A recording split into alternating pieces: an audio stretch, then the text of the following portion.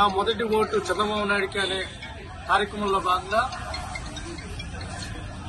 Irani tea stall వద్ద యువత కొత్త ఓటర్లతో టీ తాగుతూ అసలు మొదటి ఓటు ఎవరికి ఇవ్వాలి, ఎందుకు ఇవ్వాలి, ఈ రాష్ట్ర అభివృద్ధిలో మొదటి ఓటు యొక్క ప్రాముఖ్యత అనేది డిస్కషన్ చేసుకోవడానికి ఈ కార్యక్రమం నిర్వహించడం జరుగుతోంది.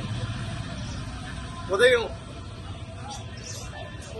అంటే పార్కుల కాకి వెళ్తాం, టీ స్టాల్ కాకి వెళ్తాం, తోపుడు బండ్ల కాకి వెళ్తాం, కళాశాలకు వెళ్తాం. ఎక్కడైతే యువత ఉన్నారో ప్రతి చోటకి వెళ్లి వివరించే కార్యక్రమాన్ని చేపడతాం.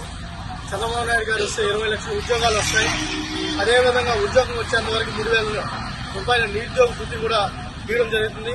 యువకుల పేరుతో యువనేత నారా లోకేష్ గారు ప్రకటించడం జరిగింది. ఈ రోజు ప్రతి టీ స్టాల్ దగ్గర ఈ విధంగా యువకులం ఛాయ్ బోర్డుని ఏర్పాటు చేయడం జరుగుతోంది.